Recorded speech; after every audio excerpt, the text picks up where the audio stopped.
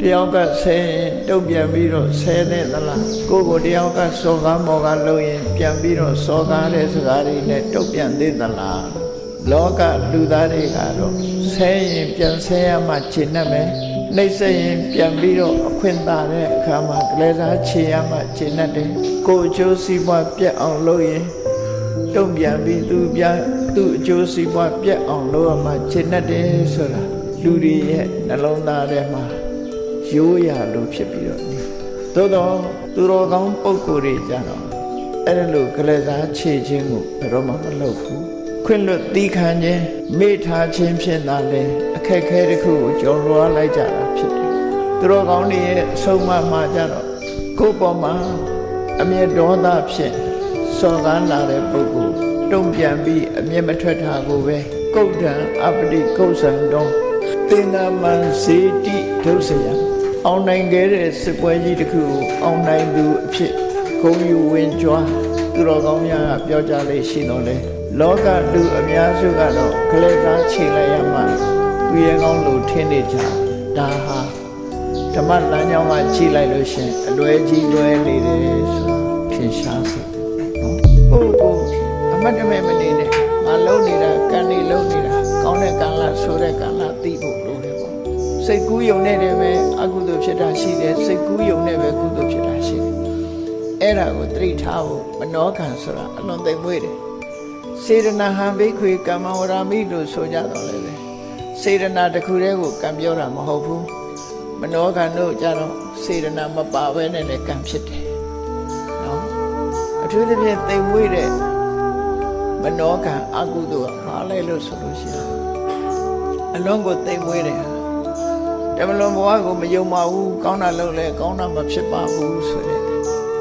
မိစ္ဆာဒိဋ္ဌိအမြင်ပဲဖြစ်တယ်နော်မိဘကိုပြုစုလို့ကျွေးလို့အကျိုးမရှိပါဘူးမိဘကိုစော်ကားရင်လည်းအပြစ်မဖြစ်ပါဘူးလို့နောက်ဘဝဆိုတာမရှိဘူးကုသိုလ်အကုသိုလ်ရဲ့အကျိုးမရှိဘူးလို့ဆိုတဲ့ဒီအမြင်ကိုကိုယ့်အမြင်ကိုဒီလက်တွေ့ကြတဲ့အမြင်တို့ထင်ကောင်းထင်နေကြလိမ့်မယ်အဲ့ဒီအမြင်မျိုးကိုလက်ခံယုံကြည်ကျင့်တတ်ပြီဆိုရင်တော့အဲ့ဒါမိစ္ဆာဒိဋ္ဌိပဲမနောကနဲ့မိစ္ဆာဒိဋ္ဌိအဲ့ဒီမိစ္ဆာဒိဋ္ဌိဟာစေရနာမပါဘဲကံဖြစ်သွားအဲ့ဒီကံကအဆိုးဆုံးကံလို့ဒီလိုမှတ်ရအဲ့မနောကနဲ့မှာပဲသူများပစ္စည်းကိုကြည့်ပြီးလောဘတက်ပြီးကိုယ်ပစ္စည်းဖြစ်ခြင်းနဲ့အတွေးတွေအပိစ္ဆာကိုယ်နဲ့မတည့်တဲ့လူတယောက်ဒီလူဒုက္ခရောက်သွားရင်ကောင်းမှာပဲခုခေတ်ဆိုရင်လူတယောက်ဒုက္ခရောက်ဖို့အတွက်တိုင်ရတယ်တောကြတယ်ခေတ်စကားနဲ့ပြောကြရင်အချွန်နဲ့မှားကြတယ်လို့ဆိုပြီးပေါ့နော်လူတယောက်ဒုက္ခရောက်အောင်ချွန်တုံးလုပ်တာအဲ့ဒါဒီစိတ်ထဲကဖြစ်ယုံနေတယ်ဒီလူဒုက္ခရောက်တော့ပါစေဆိုတဲ့စိတ်ထဲကဖြစ်ယုံနေပဲဗျာပါဒဆိုတဲ့ဒေါသအတုကဖြစ်အဲ့ဒါစေရနာမဟုတ်ဘူးဒေါသကဖြစ်လောဘကလည်းပဲကံဖြစ်တယ်ဒေါသကလည်းကံဖြစ်တယ်ဒိဋ္ဌိကလည်းကံဖြစ်တယ်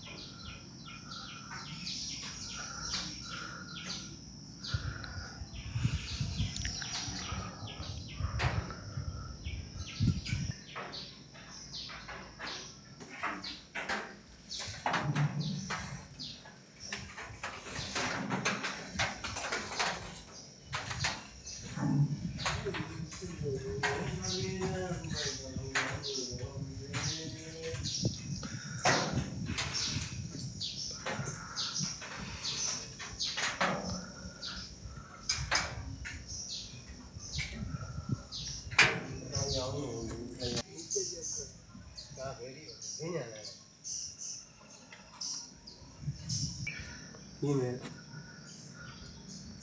你们。